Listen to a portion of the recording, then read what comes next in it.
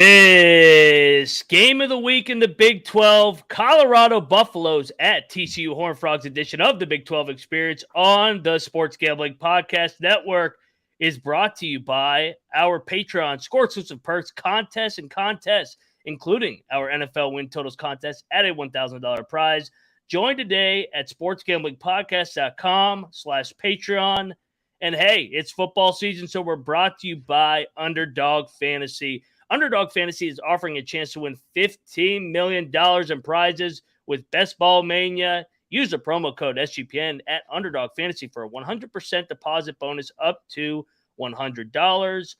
And last but not least, we are brought to you by DraftKings Sportsbook. Download the app now and use the promo code SGP. New customers can score $200 in bonus bets instantly when they bet just $5 on any college football bet.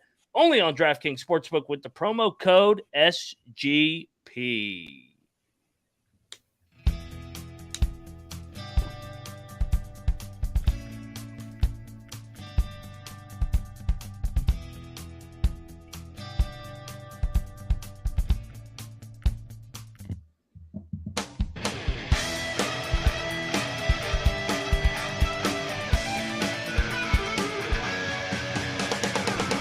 And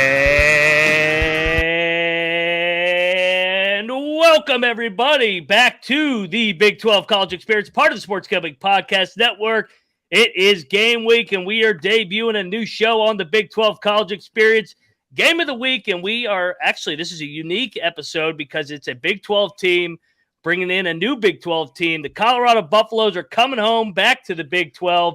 And the team that went to the national championship, in case people forgot. Not that sorry-ass school in Austin, but if you're wondering who you're listening to, I am Moneyline Mack, a.k.a. the former video coordinator for Bob Huggins and Frank Martin, and join each and every episode on the Big 12 College Experience.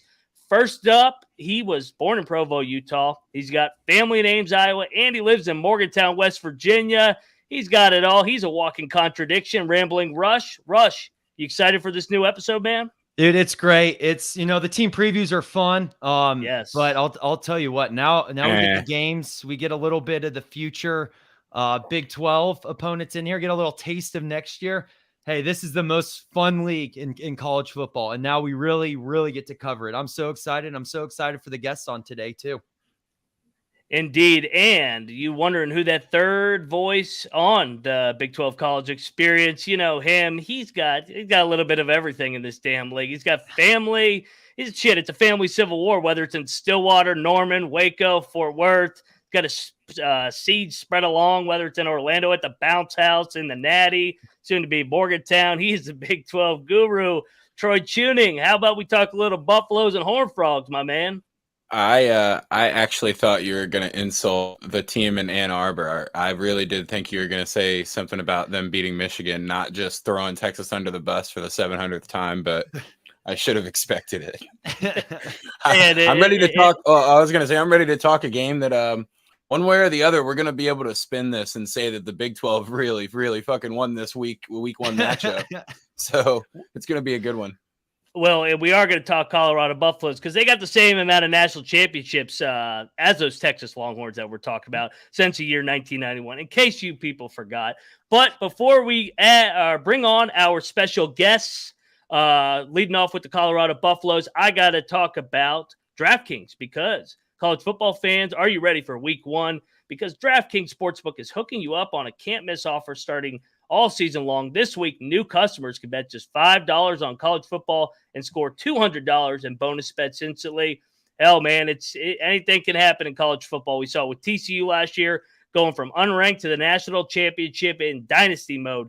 Changes come fast. The only thing that's a lock is great offers on DraftKings Sportsbook. We'll get to what ones we like later in the episode, but we'll talk about one Thursday night. Give me the Utah Utes, laying the 6.5. Even if Cam Rising doesn't play, I'll take the Utes, soon to be a Big 12 newcomer, to get their revenge on Florida. But we'll discuss that later in the episode.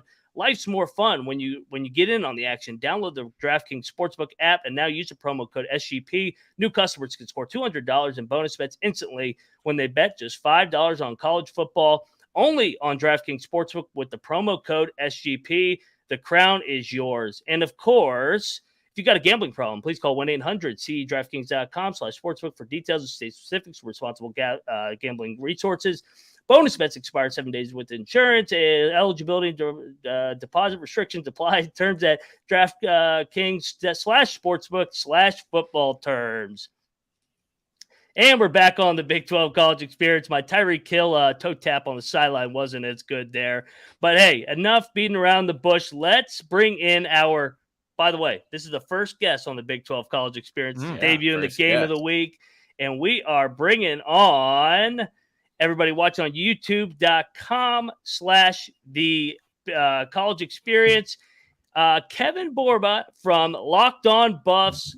First off, Kevin, welcome to the Big 12 experience. You are the inaugural guest, so take that honor. And most importantly, welcome to the Big 12. How are you doing, my man? I'm doing good. I'm not from as many places as you guys are. I'm from California. My family's from California, and that's about it. But I'm happy to talk some ball because college football is finally upon us. And it feels like we've been talking about not football-related things for like a year. Indeed.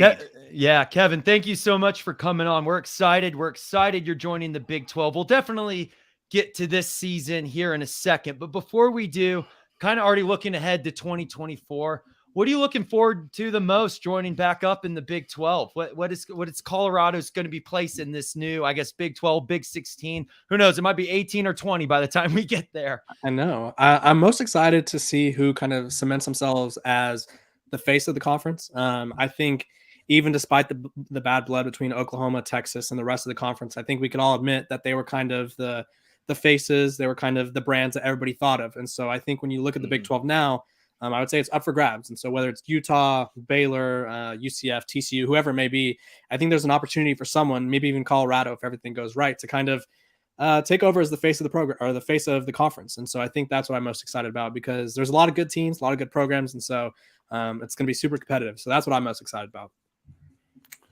So, Kev, I just wanted to ask from a real outsider standpoint. I don't have too many Colorado friends that I have any kind of a pulse or anything. But what would you consider? I mean, I'm sure there's plenty of hype for Dion. What's the number that the fans are considering would be an immediate success for year one from Dion?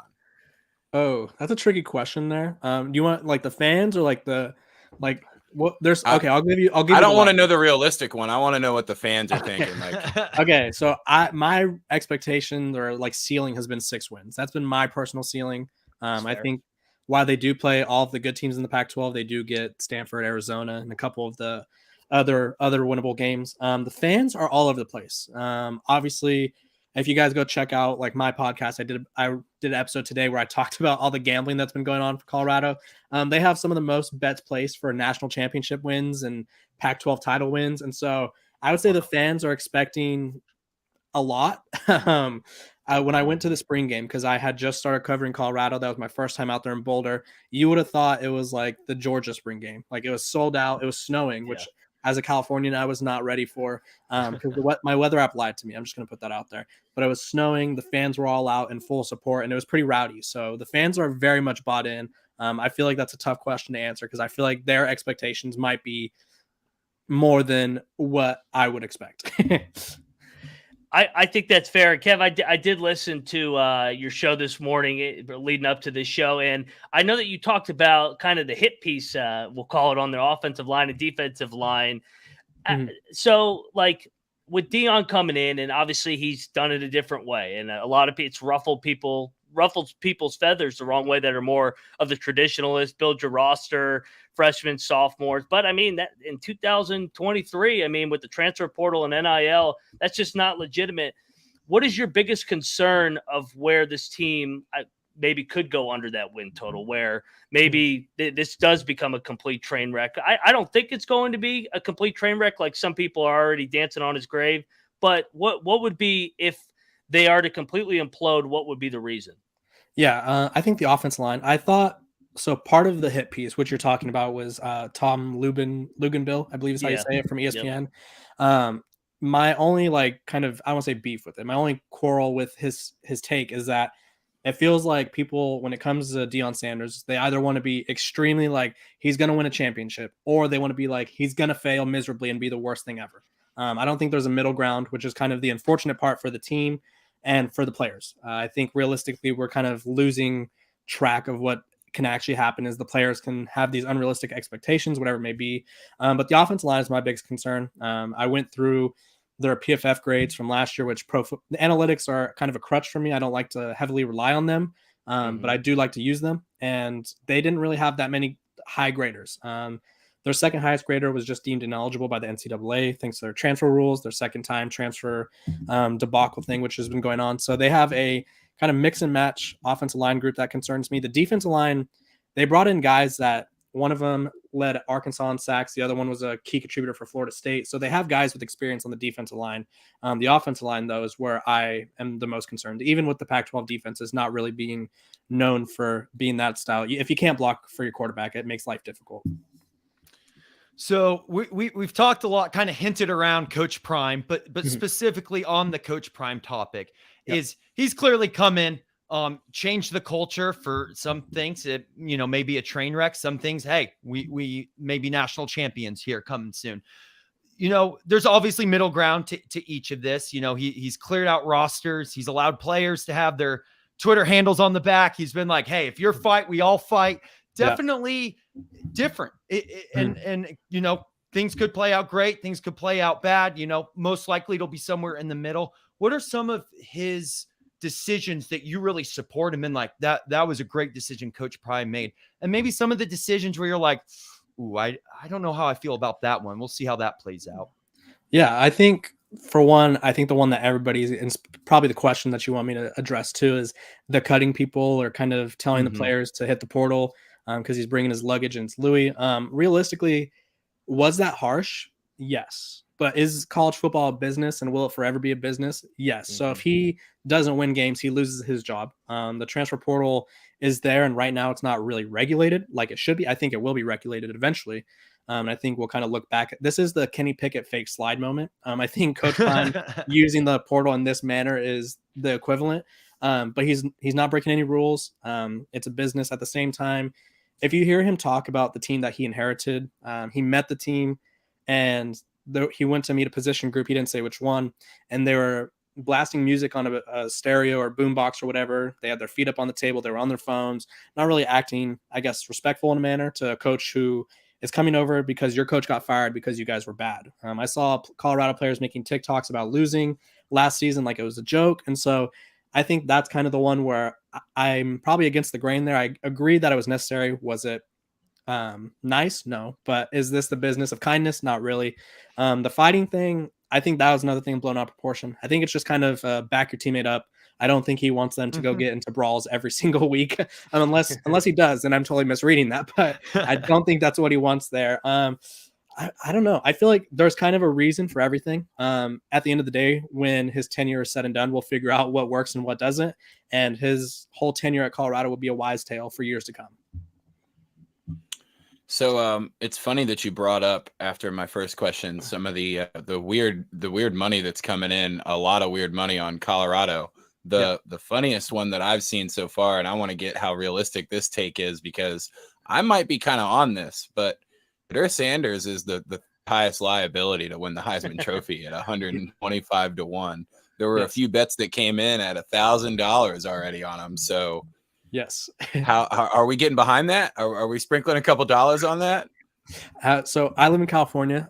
Legally, I'm not a betting man. Wink, wink. But if I were to bet, I think of the bets around Colorado, the one I'm most confident in would be the win total, 3.5. The Heisman thing, I mean, all of their bets are going to lose people money, whether it's the bookkeepers, FanDuel, whoever it may be. If they succeed, those people are going to lose a lot of money because they're all 12, like you said, 12,500 or 10,000 plus to win. So those would be huge if they actually hit. But I think the win total is probably the safest. I think the Heisman, it has to. What we know about the Heisman is it goes to a quarterback 90% of the time. The only quarterbacks or the only non-quarterbacks to win it since I think 1991 were 3 Alabama players. So if you don't play quarterback, you better go to Alabama and play running back or receiver. And then if you're a quarterback on a mediocre team, you better be as electric as Johnny Manziel or Lamar Jackson. So I just don't know if that's what Dur Sanders is. I've never seen him play at this level. I watched him at Jackson State, but we'll see. I think that's fair. And Sanders, Dion's son, will be playing for Sean Lewis. And we do a segment at the end of the show where we're going to talk Kent State and Central Florida. And there's a reason why UCF is 38-point favorite. That's because Sean Lewis left Kent State, came over to be the offensive coordinator at Colorado. So I'm going to put you right to the spot here before we let you get out of here. I know you're a busy man, Kevin. Final score prediction for Saturday, Big Noon Kickoff. Colorado's welcome back to the Big 12 in a way. So game prediction and season prediction. Okay. I've actually not done a game prediction for this yet. So this is the first one. I'm the first guest here. I feel like Colorado's going to cover, and you guys could correct me if I'm wrong, but TCU, they're replacing a lot as well. Obviously, they have more continuity coming off a championship appearance. But I think Colorado can keep it within 20. So I'm really bad at scores. I would say like 35-21 would be my guess. I think doing the math. I think that's 14. That's 14. We should be good. No, I was doing the math on the over under. Sorry. Go ahead. Good. And so I think it's going to be an offensive game. I think we're just going to see what they kind of are. We don't really know what they are. I went to the spring game, like I mentioned earlier, and I would say about 60% of the players that I saw in person are no longer on the team. So it's a very different team. This is our first time seeing them play against someone else. And so that would be my guess. I think TCU is going to have a little more continuity and a little more, advantage, if you will. But Colorado does have the advantage of not being together at all. So there's no film to go off of. Yeah, and how about your final season prediction? We get to what? After December, they play their first 12 games with Coach Prime.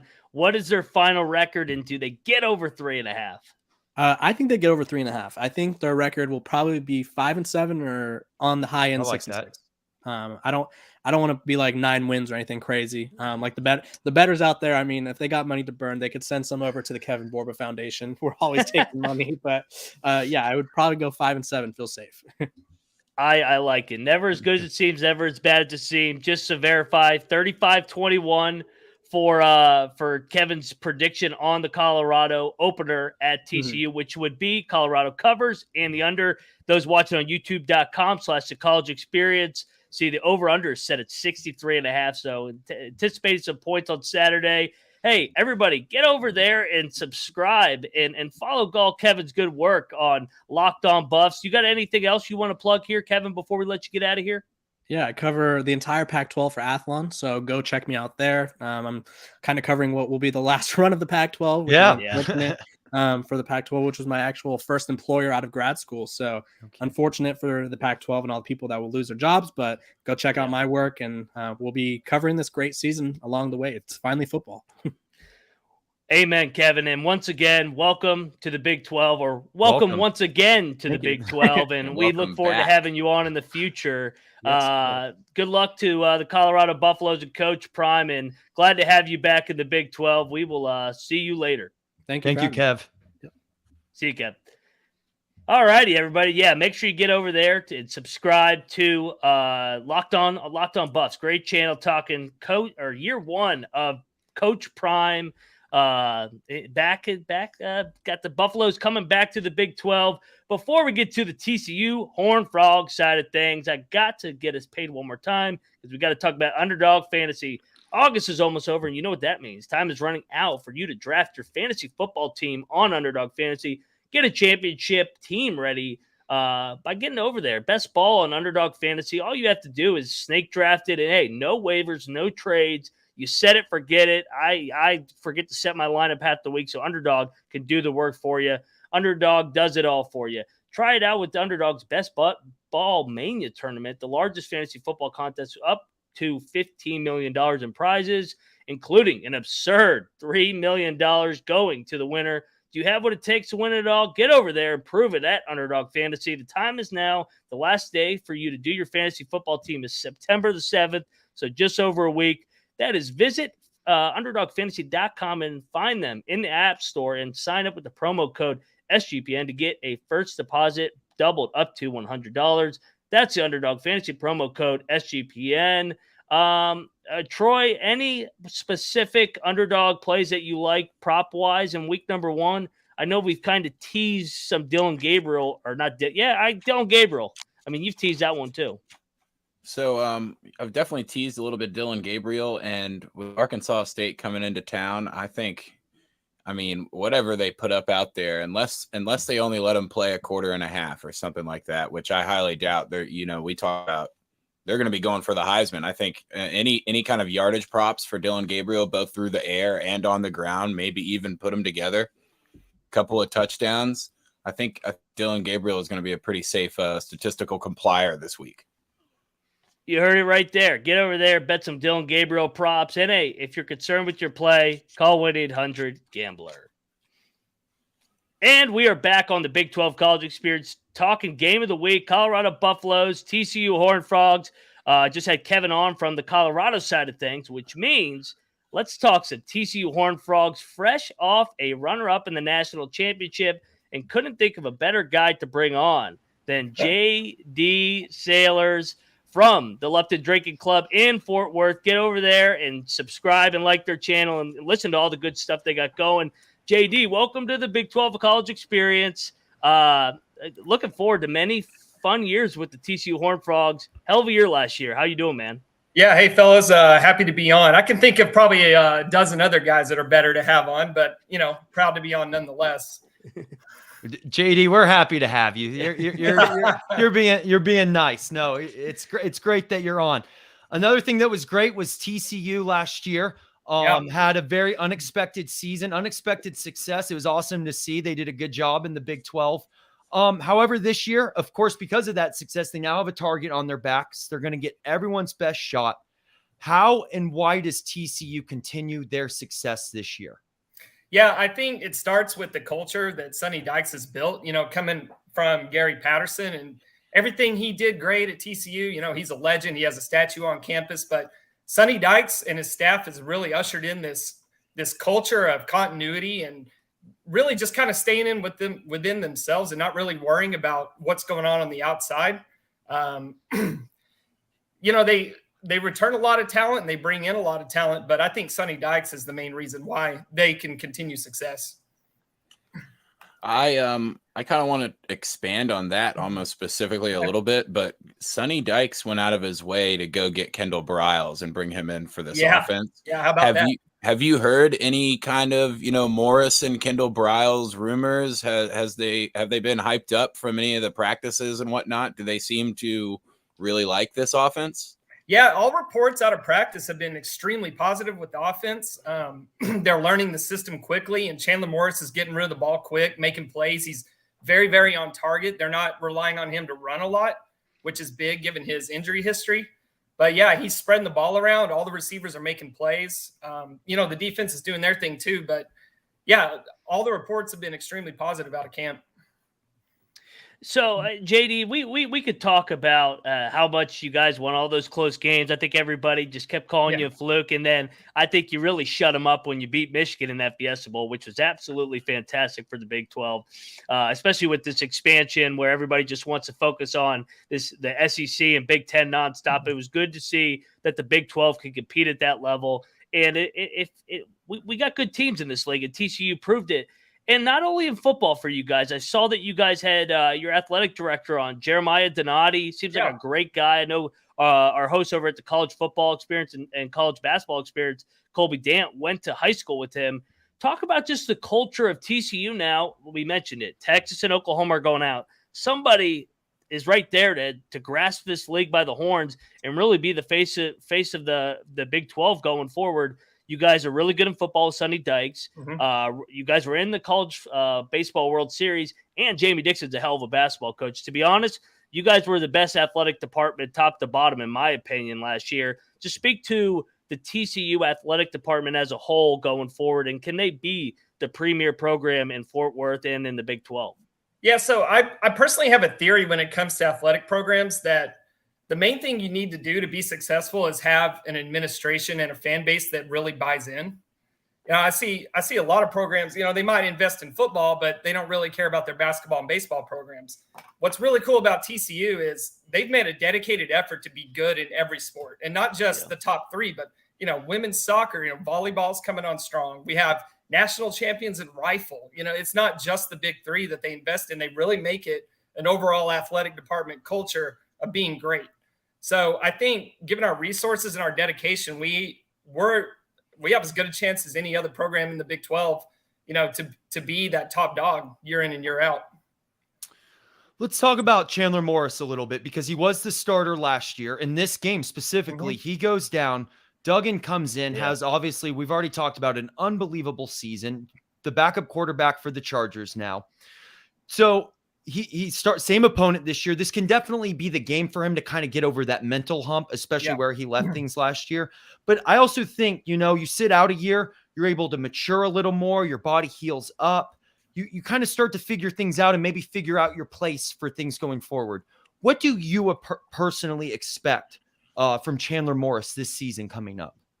Yeah, Chandler, it's real interesting. I think a lot of people do forget that he was the starter last year before getting hurt. And even in that Colorado game, before he got injured, he had a slow first half, but that third quarter, he was starting to loosen up, starting to make some plays. So it was a shame he got hurt. Max made the most of it. But for Chandler specifically, he's talked a lot in interviews about learning from Jalen Hurts after he lost his job to Tua and just how he handled that situation. Now, Chandler, he doesn't make it a secret that it was really hard for him to not get back in the lineup, even though he was obviously cheering for Max. They had a great relationship, but it was very hard for him. So I think, he's going to be as motivated as anyone in the country to have a good year. But I think the coaches will do a good job of, trying to keep him focused and not trying to do too much and rely on all of his weapons, because he has a ton. I mean, our skill positions are crazy deep. So I think, Chandler spreads the ball around. He's extremely accurate, makes good decisions. I think he's going to be one of the top quarterbacks in the country. I wanted to ask specifically about this Colorado matchup, and hopefully the answer is not Chandler Morris, but I wanted to know who you think probably deeper than the QB is going to be the real X factor of this TCU Colorado game. Yeah, so that's a great question, because when people talk about how much TCU has lost, they lost a lot of guys to the NFL, like Quentin Johnston and Darius Davis. We lost a lot of top end star talent, but overall, I think the roster is deeper and as athletic or more athletic than any team we've ever had. So I think it's just going to be, it might be John Paul Richardson one week and then JoJo Earl the next week, until somebody really emerges as the top dog. We're kind of in wait and see mode, but I'll tell you one guy that I'm personally really excited about is our tight end, Jared Wiley. Bringing in Kendall Briles, he loves to throw to tight ends, where historically TCU would use tight ends mostly in blocking. But I think they're going to get Jared Wiley, 6'7". I mean, just a beast of a guy. He came over from Texas last year. He had some moments where he made some great plays, but mostly had to stay in and block. But I think Kendall Briles is really going to get him out on those seam routes, and he's going to be a big, big target for us.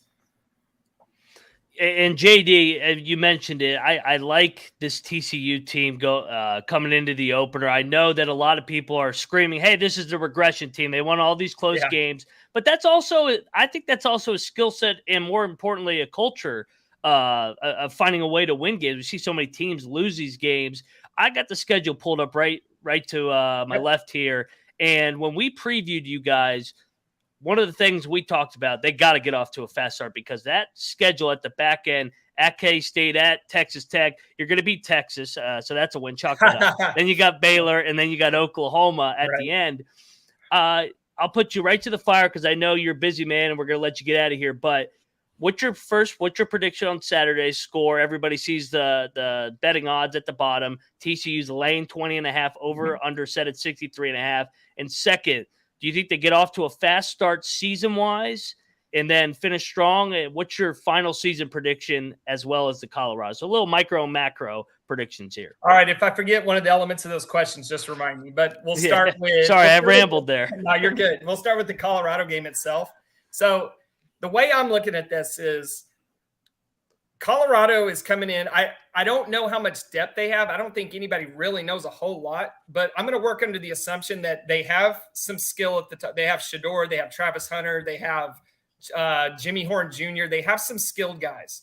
So I think they will make plays. They'll score a few points, but I think as the game goes on, I think depth and something that not a lot of people are talking about is the heat. It's going to be in the hundreds on Saturday. Colorado's practicing, from what I've seen, indoors or outside in 80-degree weather. that mixed with a lack of depth, I think this could be a pretty ugly second half for Colorado. So let's say 21-10 at half, TCU kind of, evolving into the game under a new offensive coordinator, Colorado keeping it close with a lot of energy, and then just them running out of gas in the second half. So I'll say 42-17 final for TCU. I think they cover, but mostly in the second half. I like it. So an under and a TCU cover. Yep. Yeah, that's exactly what it's what I'm going to bet. Let's see. Your second part of the question was TCU getting off to a fast start. Yeah, I think even if you're watching the TCU games and thinking, they're a little sloppy here at times in the games, I think their schedule is easy enough in those first 7 games that they don't have to play their best football and still be 7-0 until they get to. And I like how the schedule sets up because I think they have a late bye week where TCU schedules in the past seems like we always have a bye week in like week 3. So like last year we got to the conference championship game and everybody's gassed because we were playing like our 9th straight game or something. So we have a late bye week before we go to Tech on that Thursday night. And I think I have TCU going 10-2. I actually have losses against Texas. Yeah. I have us losing to Texas this year. I really, really like Texas' team. And then I have a loss at K-State because mostly I'm emotionally bracing for it because I can't stand K-State. So I'm just going to go ahead and brace for that loss. And then I have TCU beating Texas in the conference championship game. So getting their revenge. I like it. Yeah. Just like K-State did to us last year. I like it. And you answered the question. If they do go 10-2, you got them going to Dallas and getting back to the Fiesta Bowl. Yeah, I think it's going to be a real top-heavy conference. So I think it'll be like a tiebreaker with what did I have? Tiebreaker with OU and Texas Tech. It's 7-2. Troy, did you have anything for JD before we let him go? Yeah, I was gonna say I think we should look at like a Wiley anytime touchdown prop here, maybe against Colorado, especially with their cornerbacks and whatnot. They might just let him run wild right down the middle of the field. Yeah, and keep an eye on Imani Bailey over yards. I think he'll be the starting back, and I think we match up really, really well with their front four with our O-line. Mm-hmm. So I like that play too. Nice.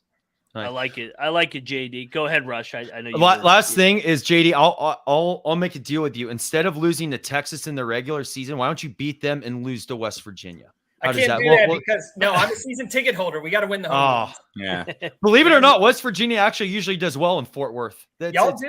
Yeah. So even when we have a strong squad, you play us tough. Yeah. FYI, I had the +7 last year when Duggan had the garbage time touchdown on 4th. I love that so much.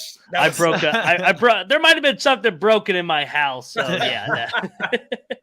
Love it. But yeah, guys, get over there, subscribe, listen to those guys over there at the Lupton Beers, JD Sailors. They're doing great content. They just had the fucking athletic director on. I mean, that's big time. So, yeah. So, I mean, they know what they're talking about, and I can't wait to get down to Fort Worth once again. It's one of my favorite Big 12 college towns in the Big 12. JD, thank you for coming on the Big 12 college experience, and can't wait to have you back. Yeah, thanks, fellas. Love to do it anytime. Sweet. We'll talk to you brother. soon. All right. Cheers. See you, JD. JD Sailors from the Lupton Drinking Club at Lupton Beers. Fantastic. Those guys are doing great work. And yeah, get over there and subscribe. All right. So that was our game of the week, and we're going to be doing that every single Tuesday on the show. And we will announce our game of the week, kind of like Game Day does. We'll announce it Saturday night. We already got it picked out, or we think we got it picked out. You guys can go look.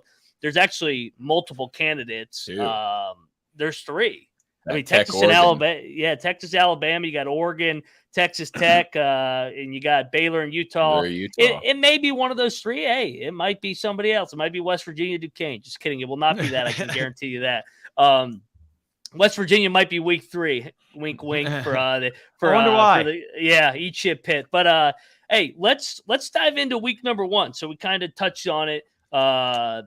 With the betting odds on TCU Colorado. That's a bigger spread, 20.5. And by the way, everybody, we will pick all our games Thursday night on our show at 6:00, same time. So set your calendar, set your reminders. If you're like me, you'll forget anything. I don't know my ass from my elbow. So yeah, get over there, set your reminders. let's we got one game tomorrow night, but let's dive through the rest of the schedule. First up, Friday night, we do have a game. It is 7 o'clock in the Big 12, 7 Eastern, 6 Central. Missouri State at Kansas under the lights. The headline I'm looking at here is Jalen Daniels and Lance Leipold. I mean, they're starting off. We're talking about the Heisman campaign. Troy and I have talked about it. He's 100-1. This is a kind of game where you got to pad your stats. So there's no lines out on these games, but stay tuned. Hopefully we have them out on Thursday. If not, get over there to our picks page on SGPN where we'll give out every single Big 12 game and more. The other FCS, FBS game, or one of many that we have, the Battle of Iowa. We got the Northern Iowa Panthers going to Ames. And Rush, I will let you give a little storyline, little nugget headed into this game, my man. Yeah, so Saturday in Ames at 2 o'clock. Obviously that everything's going on at Iowa State in the past month. Like we said, throughout those prediction shows that me and Colby did, throughout this one's prediction show, obviously a lot broke recently with Iowa State. And I think because of that, the storyline here is Northern Iowa has a really good chance of winning this game. In addition, kind of on the other side of things, though, that something that does help Iowa State is their, I think, offensive line coach was Northern Iowa's offensive coordinator last season. So a little coaching switch over there. So might help Iowa State. But hey, look out if you're looking for some underdogs, as we talked about earlier in the show. Look out for Northern Iowa. Yeah, no, I mean, they've given them fits and names. So next up in our FCS FBS game, we got the Colonels from Eastern Kentucky, out of Richmond, Kentucky, going up from Kentucky to Cincinnati. Some say Cincinnati's in Kentucky. Well, stay tuned. We may talk about that here a little bit. Rush, back to you. You've been talking about a little Cincinnati Bearcat action. What we got coming into this week with Cincinnati getting Pitt on deck? So I think there's a lot of questions with Cincinnati, right? Their quarterback, their coach, like what is this Cincinnati team going to be this year and what's their identity? So I think for this game for Cincinnati, especially being home, getting the crowd involved, is can they build some momentum? Can they work on their fundamentals? Can they figure themselves out just in time to take them as they play Pitt the following week in what will be obviously a big game for Cincinnati? So kind of just establishing some momentum right off the bat for them.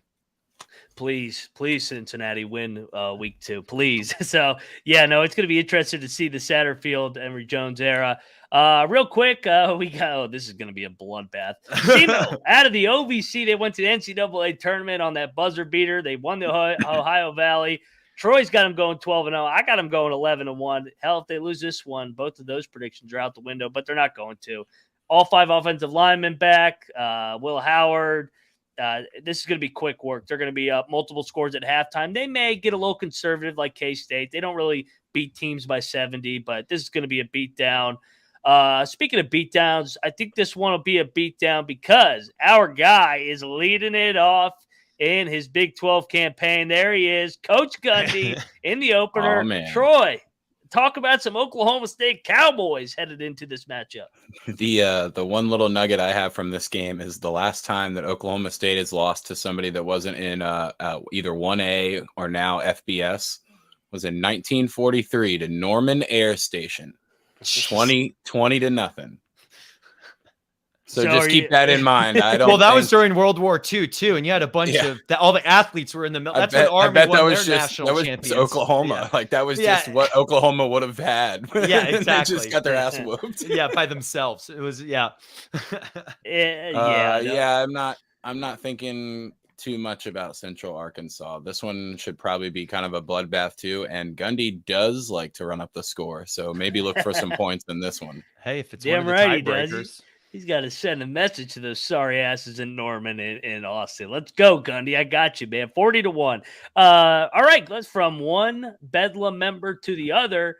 Kind of a low total here with the spread. Oklahoma laying 35 as of right now, over under 58.5.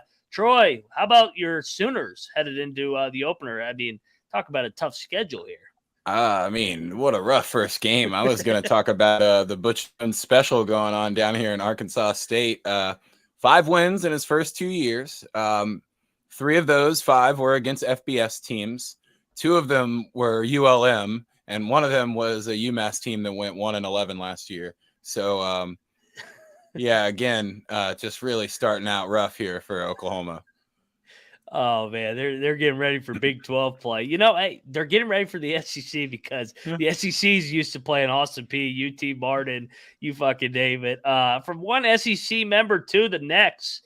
Oh, get over there and bet this. JT Daniels getting 35.5 in Austin. Look ahead to Alabama over under 59. Troy, what are we looking for with the horns down crew? I don't know. I mean, 35 is a pretty big number. Oh, dude, especially with the running clock, take the points. We got to congratulate Rice on making a bowl last year. Way to go, Rice. Yes. Maybe close your eyes for this one. Oh man, that's fucked up. But yeah, get over there, eat some rice. We'll be cheering you on. Hoo! The Owls are going to Austin. We'll let you know what the money line is on Thursday's show. Okay, so this one, actually, you could argue is probably the most underrated matchup of Week 1, not only in the Big 12 but in the country. Because this game last year, UTSA should have won the game outright. The Roadrunners. Houston, I think, won in triple overtime, won on the 2-point conversion off. Dana, the Red Bull, he found a way to squeeze out that. A lot of turnover here in Houston. Rush, what do you think? What are you thinking about with these Houston Cougars and UTSA Roadrunners in the rematch here? Kind of stinks that, or kind of reeks from Vegas that UTSA is favored. I know it almost makes me want telling to go us something. Houston. Yeah, that's what I'm saying is I think, hell, watch, they'll win by 1 point. That's what that's telling me by that number. But hey, I'm not big on Houston this year. I have concerns about Dana, our former coach, of course, but this is a big monkey he needs to get off his back. It starts for Houston Week 1 right away. UTSA is not, as we saw last year, not a team to really mess with. Completely agree. And I mean, they got Frank Harris back. They're UTSA old, man. Is going to win this game. I kind of agree with it. And it's going to be like a point. And I had Houston at 5-7, but I did have them losing on one non-con. This could be it. But yeah, man, Rush. By the way, Houston opened up as a 1-point favorite and it's flipped. So that kind of something. So a lot of money coming in on the beat the Roadrunners. Yep.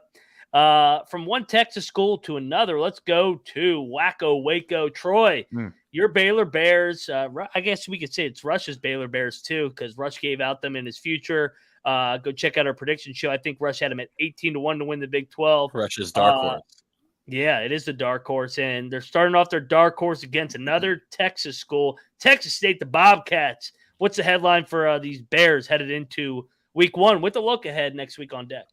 Well, again, the look ahead and the fact that this one is down in that 27.5 spread instead of that 31 to 35 spread, it's got a little bit more points on that over under because Texas State gets TJ Finley. And JG Kinney was the incarnate word coach last year, best FCS offense. I think this one, I don't know if it's going to be a close game, but I sure expect this over, even at 62, to just get annihilated. Yeah, I especially with the hot. Week 1 kinks, how hot it's going to be. Yeah, I mean, there's going to be a few missed tackles that lead straight to TDs on both ends. It's a lot of cramping. Yeah, especially in these Texas games. I mean, JD talked about it at TCU. It's going to be like 100 degrees on Saturday. So we'll see how Colorado's depth holds up. I know we already did that preview, but we'll do it again on Thursday. All righty, here we go. Prime time on NBC. The Big Ten opener on NBC. What the fuck? This is disrespectful. I mean, get the hell out of here. Penn State's really, really good. But come on. I mean, 20.5. So Mountaineers, we'll talk in depth about how the Mountaineers can stay in this game. But I think it's gone a little too far. Rush, we do the Ryan and Rush show where we talk West Virginia sports. 20.5, is that a little too disrespectful to Neil Brown and the Mountaineers who have their whole offensive line back and the running back core? Of course it is, but everyone gawks and fawns over Penn State to start the year every year. It seems like they're always 6 or 7 to lead off, and then they tumble down and try to work their way back up. I think the big one nugget or point, especially from the West Virginia side of things, is make this a moral victory. I know some people think that's loser talk, but give yourself something to build off of, get right against Duquesne, and take that right into Pitt. So It's just if at a minimum, if you're West Virginia, lose by 10 or less. Oh, they better cover this. No, they will. They will. I'm Yeah. very confident that they'll cover this. Me too. I was going to say the angle for me on this one is all the hype on Drew Aller, and he's got to play his first game at home. Any early slip-ups could lead to some crowd murmuring or some awkward silence times. I kind of like it when the super hyped guys have to go on the road for the first week and can kind of like pull together with their teammates and not really give up and be prepared to deal with a crowd. I don't know, a few slip-ups, and, they're not getting to that 20.5 because I don't think no matter what kind of quarterback Penn State gets, they're not going to go out there and score, 45 points a game. This is going to be a one-possession game. I'm marking it down right now. I think so, This too. is a one-possession really game. do. Especially we saw with week 0, these games with Hawaii and Vanderbilt. These dogs are keeping it closer because of the shortened games. You're limiting about 6-7 minutes of a whole half a quarter. West Virginia is going to do it on steroids because they're going to run the ever-living shit out of the football and try to out time of possession Penn State 40-20. Drew Aller, you mentioned it. I mean, first time under bright lights. We'll see what happens. We'll preview that one in depth on Thursday. But yeah, you kind of know where we're leaning. All right. Speaking of same time, this is the CBS primetime game, which I think is absolutely fantastic because the Red Raiders, speaking of hype, they're getting a lot of hype, rightfully so with the way they finish. Got to go to Laramie, laying 14 with Oregon on deck. Rush, is this a little bit inflated as well? Yeah, this isn't. I have a chance to amend it. You're right. Cowboys. This stinks. And 14 is disrespectful. I might be sprinkling some on the money line for this game for Wyoming. This is one of those games. I couldn't agree more. I like the biggest Texas Tech hype man in here that's talking about sprinkling on the Wyoming money line. Let's go. Remember my preview? No, remember my preview? It's like lose to Wyoming, win the rest of them. By the way, everybody, before Texas Tech fans, you kill Rush. He picked you to go 10-2 and win the Big 12, or not lose win, to get to the Big 12. Yeah. So I mean, but this is a scary spot, man. Elevation in September. We're talking about cramping. Who knows? You get up there in Wyoming, those dead bodies from Yellowstone start flying around. Who knows what the fuck's going to happen? That's a trap spot. We'll talk with that on Thursday. And speaking of elevation, not a lot of drugs and alcohol in here because the Mormons are taking on Sam Houston in their first game in the FBS in Conference USA. Rush, what do you think of your Mormons? Keaton Slovis, fuck that guy, but what do you think? So I think this could be a cover by Sam Houston. You'll get my official predictions again on Thursday. Sam Houston, we saw it last year with JMU. It's they take a step into the FBS. You get ranked 25th. Sam Houston did really well in the FCS. I mean, they beat JMU, but in the past. So I know the elevation. So I got to think about this game a little more in terms of which way I'm going. But they have absolutely every chance in the world to cover this game. From the BYU side of things, Jay Hill, their new defensive coordinator. What are those defensive schemes going to look like? What are they going to draw up? BYU kind of has that history being the quarterback factory, right? Always relying on that offense to get things done. Hey, it's now the defense's turn to take that step up. So curious what he comes up with. It may be where they take the first 2 weeks, kind of figure out the kinks before they go to Arkansas. So another reason why Sam Houston might cover this game. But I will give my official predictions on Thursday. Love it. Love the tease. And that transitions us into our first game that we're going to pick. Finally, we're picking some fucking games. No more of this preview. I've given out long shots. There's no more long shots. Straight game spreads. Thursday night at the Bounce House. Here we go. We got Kent State, the very Golden Flashes. May I add a little pun at UCF here. Taking on UCF, the very Golden Knights. Over under set at 55.5. UCF's laying 36.5. It opened at 34.5, so been bet up. Man, this is a lot of points with the shortened games. Nope. I'm gonna take the points. UCF wins by 35. So that's my first pick. Troy, where are you going for your first pick here in Big 12 season? I got to get a certain guess, by the way. Yes, go. I was going to tell you right before we started the show that it was already down to 37 from 37.5 when you had saw the lines earlier. And then I saw it was down to 36.5 no more than 2 or 3 minutes later. if I had to pick the points, I still think UCF finds a way to cover. But it's gonna be close. If there's one thing I'm betting on, it's that over. That 55.5. I mean, Gus is gonna want to go as fast as humanly fucking possible. So that over with the heat, maybe UCF tires himself out and gives up a couple of points, and we get that over covered or something. But I'm looking at that thinking Gus Malzahn's going to torch it. Yeah, well, and the reason why everybody's like, man, I thought Kent State had a good program, but Sean Lewis leaves, goes over to Colorado, which we talked about in our game of the week. Kenny Burns, first year at Kent State. He was the running backs coach / offensive coordinator from 19 to 22. So, I mean, he's been in the system, so they're probably going to play faster. It's going to be a lot of points. I like your angle with the over. That probably would be my most favorite play because I mean, 36.5, I don't really have a good feel. Rush, I will give it to you for your pick. So, Troy, you're laying the 36.5, correct? Yes, I'll take them to cover still. Hopefully it gets down to 35 before it kicks off. Okay, but this is no means a lock for either of us. No, Rush, no. hand it to you, and after you give out your pick, you are going to introduce us to our fourth member who will be joining us each and every week to pick every game. And I think the audience is going to enjoy this one. Absolutely. So I'll go first. I think this game is a 42-10. So I guess I'm technically on the under, not a lock by any means, but I am taking Kent State with the points. It is a lot of points. So we'll see how that turns out. I think UCF, I think it's a great way to start their Big 12 play. Well, I guess being in the Big 12, their first game, it's unofficial Big 12 Thursday night. This is a perfect atmosphere for UCF, and hey, looking forward to them playing. And I know we joke around with the very golden shiny Knights, but hey, we love their fan base, and so they're so grateful and glad they're part of the Big 12 now. And let me make a quick introduction to the fourth co-host that'll be around us for our picks. This is the former president of the United States, Mr. John F. Kennedy, here on the 50-cent piece. Kennedy, as we all know, was a horny president, built secret passageways for Marilyn Monroe to get into. I mean, the guy just loves women. He just loves them. So likes a little mud on his turtle. Oh yeah, it happens. It happens. So we're going to do it in like the order. Obviously, they show the away team first and then the home team. So heads is the away team. So Roadhead.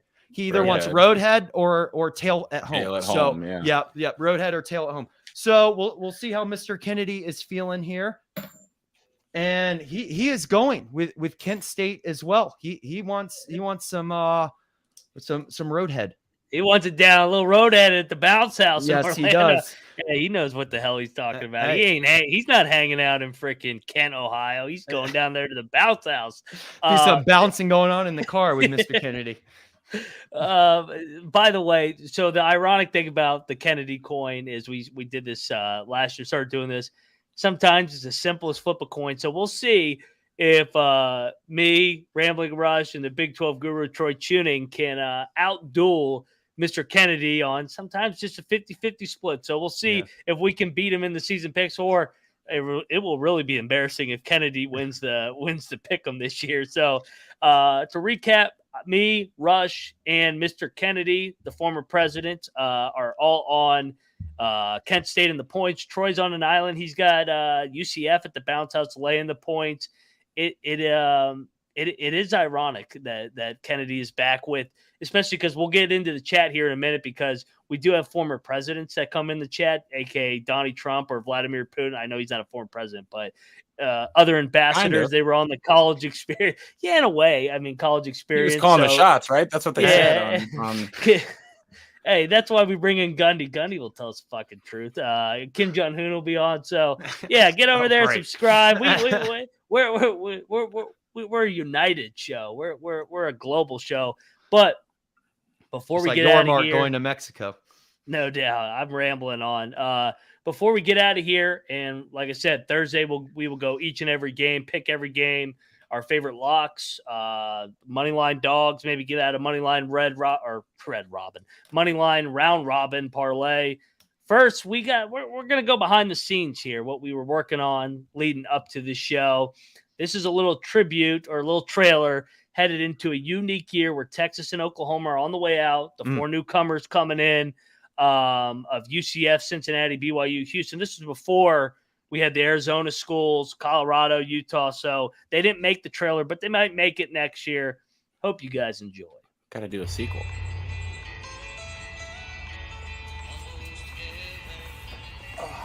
Cincinnati. What are you doing here? Hey, man, we're part of the crew now. I didn't know we had any Big 12 schools in the state of Kentucky. It's Southern Ohio, but at least we can agree on one thing. Yeah, you're right. Eat shit, Pitt. Hey, Cyclones, hurry up. We got the tea time in 20 minutes. I'm coming. Hey, Rush, are you playing both sides of Farmageddon today? What do you mean? Look down. Ugh!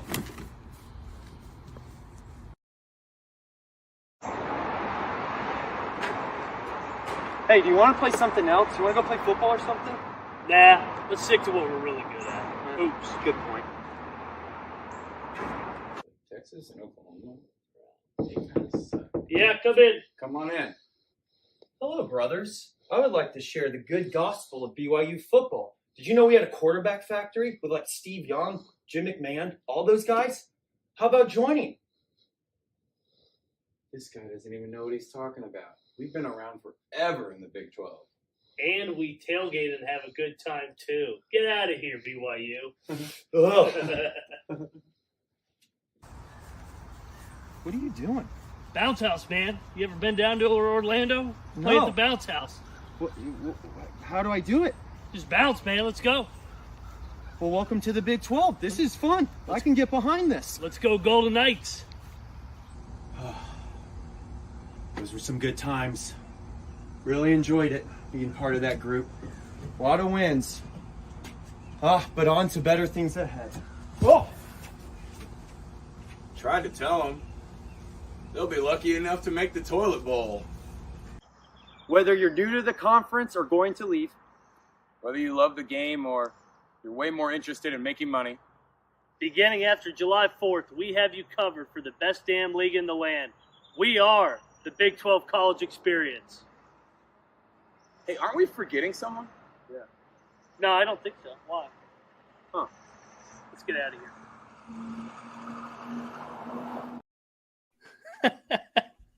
It's fantastic that the tow truck was in the background of the Texas shirt in the fucking dumpster. Repoing him to the SEC. Couldn't have planned it better. And yes, that was filmed back. That was our summer project while we were working on all these season previews. Like, we got to come up with a little trailer to honor all 14 members, I guess. Almost 2 all. going out. Yeah, we got to do another one. We got to run it back next year because we got the 4 corner schools coming from the Pac-12 rush. What was your favorite clip of that? My favorite thing was just the whole experience. Like, what was funny about that, what people don't recognize, like, we all went to high school together. Like 12 years ago from that point, we were doing high school projects in your backyard like that. And here we are, like 30 years old. Yeah, doing the same thing. Just like, it just shows as time changes, things stay the same, man. It was just a blast doing that. Houston, I did like the BYU Houston, one. Kansas, dude. Houston and Kansas playing basketball is always funny. Yeah. No Just doubt. standing out there. You guys want to play something else? Nah. When you guys are like, I'm coming as BYU, and you're like, we've been here way longer. Like, not even talking about the Big 12, but just religion and shit. Hey, and shout out to the chat. I appreciate you guys being live on this show. Chief Brave Hawk Devils. That will be the first and only time I ever wear a Kansas Jayhawk shirt. So hope you got some screenshots of that. You will not see me with that shirt on ever again. I'm a Mountaineer. But hey, the season is finally here. Previews are done. Thank you, everybody that's been subscribing. Appreciate the feedback in the inaugural year of the Big 12 College Experience. We will be back Thursday, same time, 6 o'clock. We're going to stick to this time, Tuesday, Thursdays, and then Saturday post-game show after a couple cocktails, couple cold beers, watching college football. I know everybody's fired up. The chat's here. Before we get out of here, Rush, tell everybody where to find you. At Rambling Rush, Twitter, Instagram, as Ryan mentioned earlier. We have the Ryan and Rush Show on YouTube, Instagram, and Twitter as well. Just hit 1,000 subscribers, so appreciate all the support so far from here. And hey, go subscribe if you haven't yet. Yeah, you can always just find me on the X, baby.